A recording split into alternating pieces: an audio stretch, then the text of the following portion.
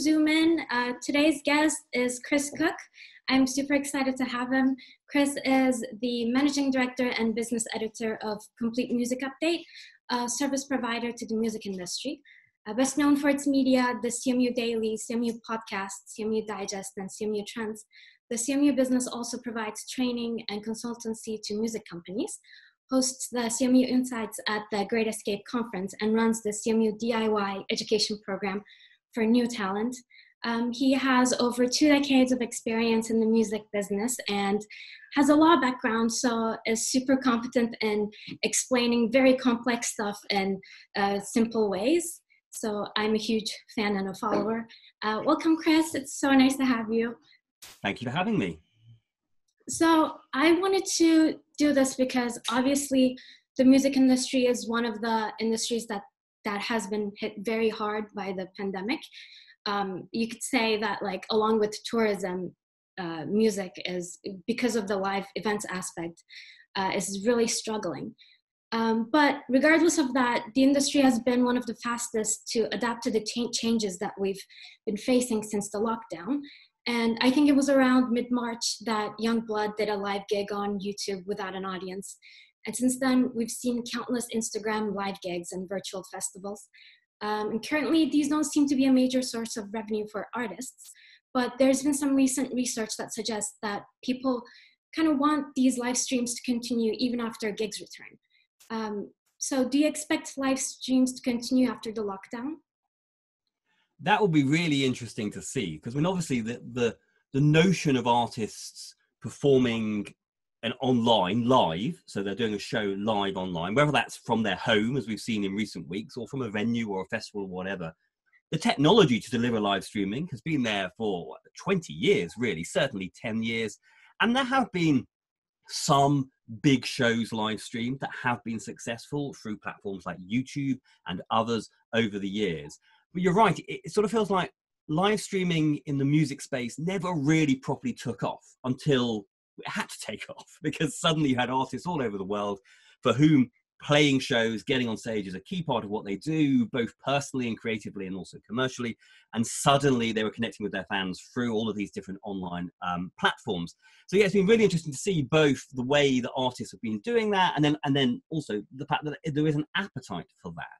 In terms of whether or not live streaming of shows, now, whether or not that's still from the artist's kitchen and living room, or whether it shifts over to them being in studios or venues, but still live streaming and people tuning in live, whether that's something that's going to continue beyond lockdown, as you say, there is some research that suggests that it will.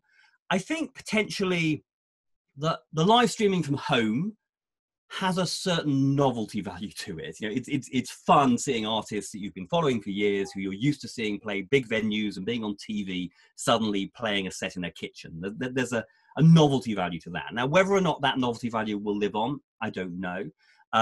But I do think probably, we are going to see the live streaming at large, which I say that might more become live streaming from the studio, live streaming from venues. I think that probably will keep some of that audience, even once we can go back and see bands play in venues and at festivals. Then there are 2 interesting questions for the music industry, which is, if this is going to continue, and there is now a growing audience, a long-term audience for this, how do we make money out of this? Because actually a lot of the live streams during lockdown to date haven't really been monetized in a big way. And then there are also some copyright questions, because in the music industry, there are always copyright questions. So there are some debates to be had as we see whether or not the popularity of these live streams lives beyond lockdown. I don't think personally there is a harm to keeping them, but as like a gig lover, I think even the novelty, even now, it's kind of worn off, and I miss the gigs. But you talk about the copyright stuff, and like, how do you think the prospect of revenue will change the live broadcasts? Are there any developments on the technology side that will allow for live streams to go on or become an economically feasible option for artists?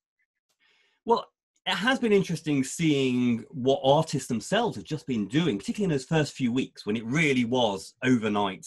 Okay, let's do something without even really thinking about it. And people went to, okay, well, what platforms can we use? And a lot went with Facebook or Instagram Some went with Twitch, because Twitch was already sort of pushing itself from being predominantly a gaming thing. They'd already been pushing into music. Others were going to platforms that were specifically live streaming platforms. But a lot of those platforms don't have inbuilt monetization. So then people were like, okay, well, do we just do this not to make money? It's a way to taking it to the fans. Or can we have a crowdfunding thing on the side, on a GoFundMe type website? Or can we somehow lock it into our Patreon scheme where the big fans will pay to get some extras? Or can we find other ways of making money? And then in response to that, you've got a number of technology platforms, which I think behind the scenes were developing these things anyway, but fast tracking tools to allow artists to monetize their live streams. So just this week, Instagram have announced a couple of things. A couple of weeks ago, Facebook said it was on the agenda. You've got platforms like Mixcloud here in the UK, but they also have users all over the world who actually had already got monetization tools in place. What they hadn't got was live streaming. So they're coming at it from the other side. We have monetization, but we're going to add live streaming. So you're seeing a number of platforms adding those monetization tools in. Now, whether or not that's you charge a ticket price, or there's a tip jar, or Instagram's proposing is a digital badge where you'll pay some money, and then in the list of people watching the live stream, you will come across as being a proper fan rather than a casual fan because you've got a little logo next to your name. And all of these things are very interesting. And actually, beyond live streaming, at CMU, we've always said that although we can spend hours, and at CMU we sometimes do, talking about iTunes and then YouTube and then Spotify and then TikTok and all of those services that have evolved, the digital music market, actually the single biggest revolution caused by digital in music is what it did to the direct-to-fan relationship. Prior to the web, prior to social, prior to smartphones, most artists didn't know who their core fan base were. I always say, beyond the mosh pit and the fan letter, in the 1990s, artists didn't know who was buying their music. They didn't know who was coming to the shows. And the internet changed that. We now have a direct-to-fan relationship, not with the entire fan base, but with the core avid fan base. But it has felt that the commercial opportunities in that direct-to-fan relationship, I mean, there are some artists who've done a really good job of that over the last 10, 15 years, but some of those opportunities hadn't been properly tapped into. And sometimes that was because the platforms that could get you to the fan base easiest didn't have monetization inbuilt. So I think even if this isn't a live streaming future, even if these artists, they go back on tour and they stop live streaming, the fact that people are experimenting with how to monetize the online fan relationship in new and innovative ways that appeal to the average 16-year-old music fan, I think that's very exciting. And I think that will continue. So even if people aren't live streaming from their home or even live streaming their shows, I think some of the monetization tools that are being experimented with at the moment will become a big part of the artist business moving forward. But it's tricky, isn't it? Because it's a very complex ecosystem with multiple very powerful players. And you did touch upon this a little bit, but if live events can't return until next autumn, which is what a lot of people believe will happen, that would leave a huge impact on the music industry. And I know there are some initiatives, like you mentioned, that cater towards donations, like Save Our Venues or Spotify's new donation feature that allow music fans to make donations, but these don't seem like long-lasting solutions. So is there a discussion going on in the music industry about how to generate alternative streams of revenue? And like, what do you expect will happen if gigs can't return until later next year? Or sometime in 2021. Yeah, I mean, I suppose, yes, those donation things that you mentioned there, the Save the Venues and stuff that Spotify have been doing and various other music organizations around the world have been doing. I mean, those are very much short-term. We need some serious cash now to support our venues, support our artists, support our producers, support our managers now. So those are short-term things. Whereas I think those monetization tools I was talking about before that Facebook and Instagram are playing with are probably going to be part of the future long-term. But yes, I mean, in terms of the next 12 months, if the pessimists are right, and it takes a lot longer to get even small shows properly back up and running, let alone the big arena shows and the festivals. An interesting conversation that's going on in the music industry at the moment is, in some ways, you have two sides to the music industry. Actually, you have many sides to the music industry, but there are two big sides to the music industry, which is the record industry, which is all about recorded music, and then the live industry, which is all about the live experience. And I suppose what's interesting about live streaming is it's almost the two coming together, because that's recorded content, that's the record industry, but it's happening live, that's the live industry. And these two sides of the music industry, they all work with the same artists, but they are quite separate. They're quite different cultures, generally different corporate entities. We have Sony, Universal, Warner as the big players on the recording side, and then Live Nation and AEG, and the big booking agencies are the power players on the live side. And the two sort of coexist, but separately.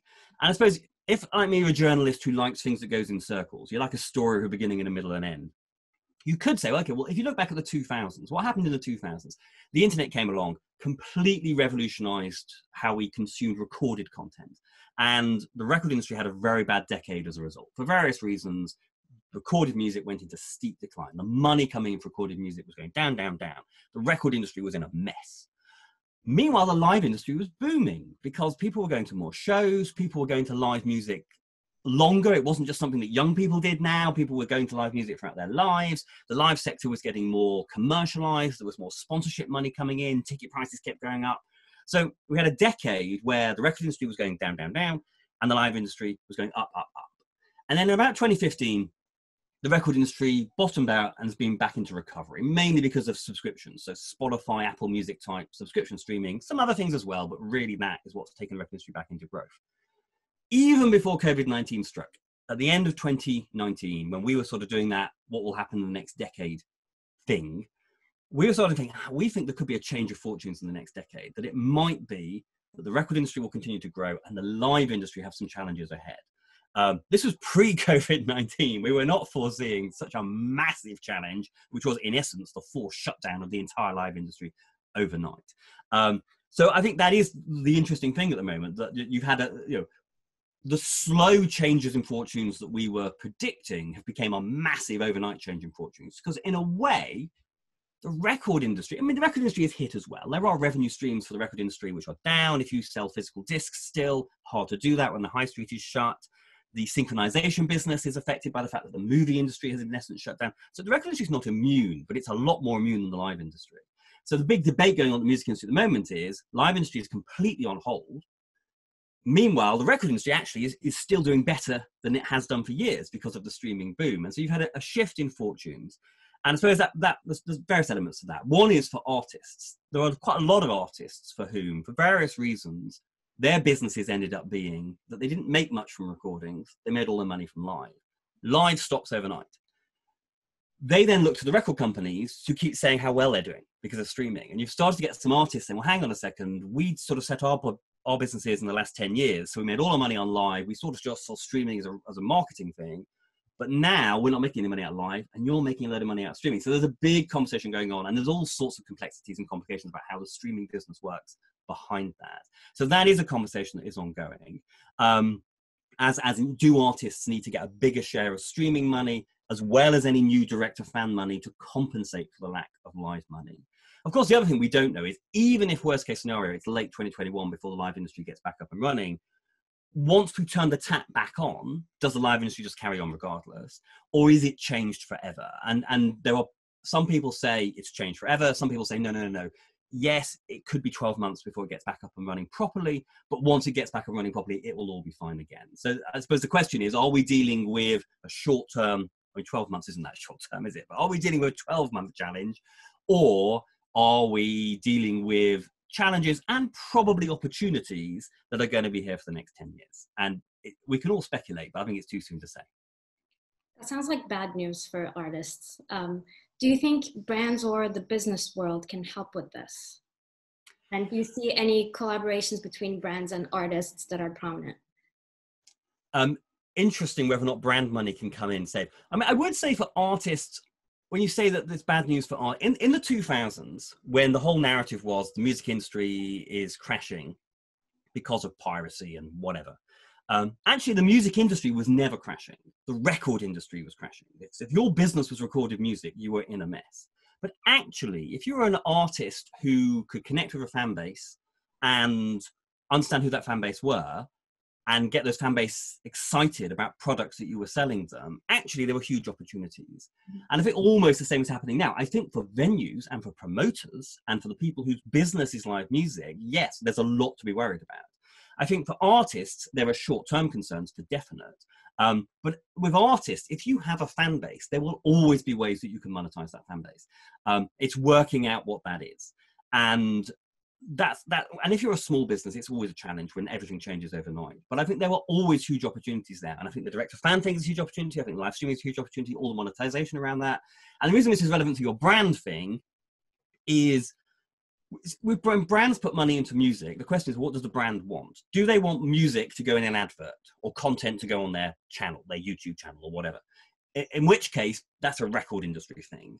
Or do they want to have their logo on venues and on the ticket for a festival and to be associated with big events, in which case that's a live industry thing? Or do they want to influence the artist's fan base? And if that, well, that's a fan relationship thing. And that's where the real opportunities are for the artists. So it's all about, and it's been like this for a long time, but I think COVID has put this back into the spotlight. It's about working out who are your fans, where are they, what gets them excited, and then, okay, well, how can we monetize that? Is it that we have a subscription service, a Patreon thing? Do we sell them merchandise? Or is there a brand who wants to reach that audience who will give us money to be part of this? So that's a huge opportunity for artists and their managers. Management teams are a big part of this. But I think the challenge of all of that is, whereas in the record industry and the live industry, there are sort of tried and tested, proven business models that work, or at least they did work. Sometimes they stopped working. Whereas with the whole fan base thing, every artist is different, every fan base is different, and therefore every direct to fan business is different. And that's hugely challenging because it means the artist and their management team have to work out, just because that worked over there for Taylor Swift or for Drake or for The Weeknd or for Ed Sheeran or for middle-level artists as well, just because it worked for them doesn't mean it will work for you. And that's both an opportunity and a challenge. I was thinking of the Halsey and Amazon thing when I sort of wrote down that question, because that seems pointless, but I'm sure there's a lot of money going on behind the scenes. So even though gigs have stopped, like we said, artists are still releasing music. And I'm just wondering, does the inability to tour for at least the next 6 months change where the marketing efforts are being concentrated, or where that money gets funneled into? Yes. If you're putting out records, traditionally your artist being on tour was always part of the plan, and your artist doing the media circle and even old school stuff like going to radio stations and on TV shows is still, particularly if you're more mainstream act, is still part of the mix. And filling your Instagram feed and your TikTok feed and your YouTube channel is so much easier when you're on tour, because you're doing stuff and you're going places. So that creates opportunities to create content. So yes, the fact that everyone's at home has had a big impact on music marketing. And it was interesting, in the early weeks of shutdown, there was a difference of opinions. Some artists and labels were very much, no, we should carry on, we should keep putting out music. Actually, people need our music now more than ever. And then there were others who were resistant to that and saying, no, we're going to put back our release. And I must admit, initially, I was more in the former camp of saying, we're live in shutdown, we need to keep the recorded side going, my slightly harsh business point of view. But we do quite a lot of work with an organization here in the UK called the Music Managers Forum. As part of that, we do training with managers. And I was doing a training session with sort of managers of early career artists right at the start of lockdown. And I was sort of saying this, I think we should keep putting out records. But one of those managers pointed out something which stuck with me, which is, yes, we need to keep recordings coming out. We definitely do with the live side and shutdown. Yes, okay, marketing has to change, but we can do that. We can do innovative, interesting, quirky marketing stuff at home. But the way they put it to me is, but if you're an artist who's just spent 2 years writing and recording an album, and you've put 2 years of your life into it, and this is the time when suddenly it's going to, this is the result of all of that hard work. The thought of having to do that basically with your hands tied behind your back is very off-putting. And I get that. I see that. That is a reason why some artists who had this grand plan won't just want to have to tear that plan up and start again doing a video on their iPhone at home.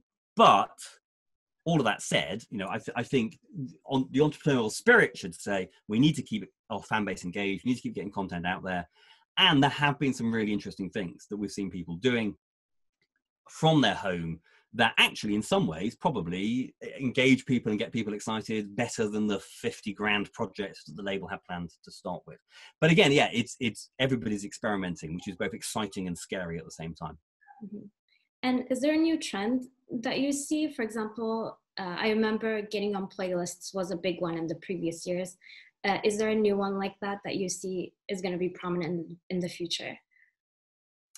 Yeah, getting playlisted on the streaming services. I think 4 or 5 years ago, we had a whole session on that at the Great Escape, the music conference that you said, I program, and it was new. It was like, it's big news. Okay, playlists are going to be really important. I was like, oh wow, playlists are going to be really important. And then within 3 years, it becomes such a central part of music marketing. It sort of seemed like you were stating the obvious, that you need to get your music on the streaming service playlist. That is still important, although I think we possibly exaggerated the importance of playlists. The thing about music marketing is there's lots of different, we call them tools. There's lots of tools in the music marketing toolkit. Some of them have been there forever, radio, press. Some of them are slightly new, like blogs and websites. Some are much newer, like Spotify playlists, Apple playlists. Getting something viral on Instagram and TikTok is probably the thing. That's the thing that has been dominating the conversation in the last 12 months. How do you create some content that gets people excited on Instagram, or especially TikTok? So all of those things are important, but they really work when they all happen together. So any one of those is probably not going to work. And even when you read about that artist that went global because of one TikTok video that went viral, or everybody started copying it, etc., often actually behind the scenes that's not true. Like, lots of other stuff was happening at the same time. It was sort of just a thing that pushed it that step that it needed to go. So I think with music marketing, it's getting all of those things happening at the same time. Obviously, that means that major record companies have an advantage because they have the budget and the people to make all those things happen at the same time. If you're doing it DIY, there's a constant challenge of, well, actually, we only have the time and the money to do 3 of these things. And there are 10 on the list, so which 3 do we do? So that is constantly evolving. The one thing I would quickly say on the playlists are still important on Spotify and Apple Music, although they are evolving themselves. There's a difference between the human curated playlists and the machine curated playlists. And obviously on Spotify, there are both.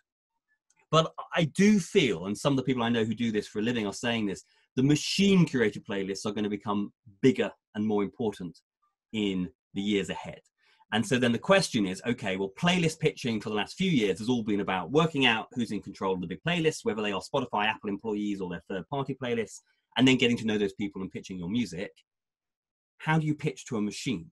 Well, you can't pitch to a machine. So what is it that the machine is looking for in order to put something in the track? Well, it's probably social activity, maybe TikTok activity, or maybe simply people organically adding it to their personal libraries within Spotify or Apple. So again, it's even with playlist pitching, it's learning, well, what does that even mean in 2020, 2021, 2022 versus what it meant in 2018?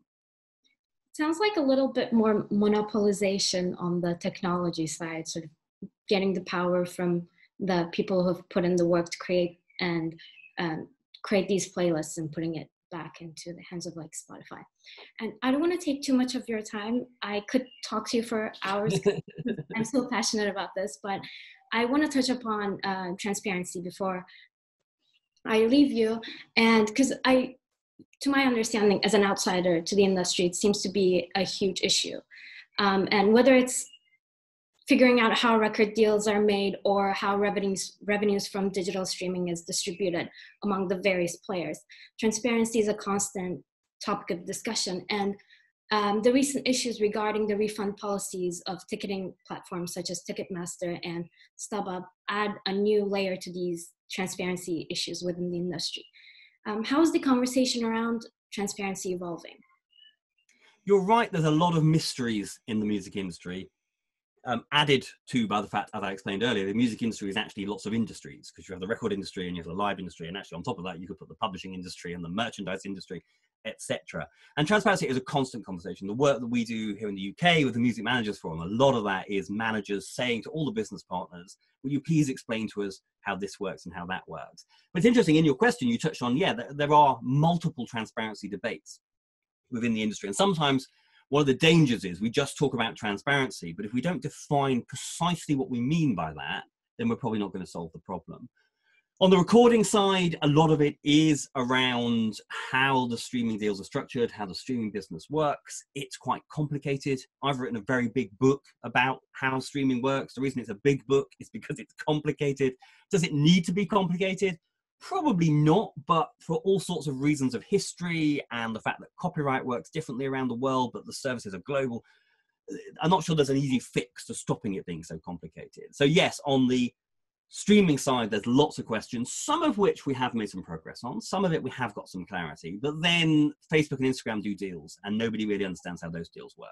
And then TikTok comes along and does deals, and nobody really understands how those deals. So on that side, there's lots of transparency, and it has come up again in recent weeks, as I alluded to earlier, because you've got artists who lost their live income overnight, looking at streaming and saying, well, hang on a second, I'm doing quite well on Spotify. I don't feel like I'm getting enough money. Why is that? Is that Spotify's fault? Is it my label's fault, etc.? So that's a big issue on the recording side. There's also a whole issue around copyright data, which is actually, as an industry, often we don't really know what song is in what recording, who wrote the song and who owns it. And that's a really tedious data issue, but so many things that come up on that side of the business, if we could just sort out the data. And there's decades of bad data management behind that. There is some political reasons why certain people in the industry, they like the fact that data is bad, but actually often it begins with the fact that, you know, when an artist or group of artists have been in the studio all night and have just written what they think is the next big hit, the last thing anyone wants to do is open up a spreadsheet and document copyright information. So on the recording side, there are all of those issues, but it's interesting you mentioned ticketing. Because, yeah, the live industry has its own transparency issues, and the ticketing business is one of them. And we split the ticketing business often into what we call primary and secondary. So primary are the companies that the actual promoters of the show hire to sell their tickets. Then the secondary platforms are the ones that then you get the touts or scalpers who buy the tickets and sell them on. And there is a lot of mystery within the ticketing business. And I think a lot of the conversation in recent years, certainly in Europe, has been more around the secondary ticketing market, the ticket touts, as we call them here in the UK, and the platforms that they use. But I think that the spotlight could well fall on the primary ticketing platforms, particularly in the US in the next few years. That was already happening, actually, in the US. Although, yes, some of the issues around refunds, I mean, I think a lot of the criticism, certainly of the primary platforms when it comes to refunds, are a bit unfair and also slightly hyped. Actually, I think you will find a large proportion of people who have a ticket to that festival or a ticket to that show are happy to wait until the show happens next year. I think the number of people who are actually saying, I want my money back right now, is a minority. But nevertheless, I think that is putting a further spotlight onto the mysteries of how ticketing works. So it may be that that becomes a bigger conversation.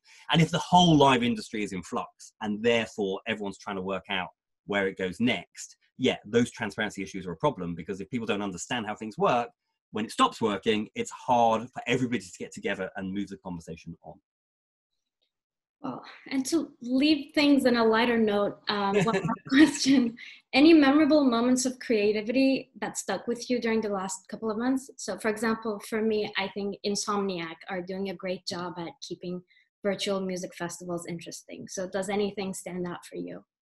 Oh, that's a very interesting question. I actually think the one thing which has been very good to watch is the artists who have been doing, oh well, I'll say two things actually, but they're both kind of similar.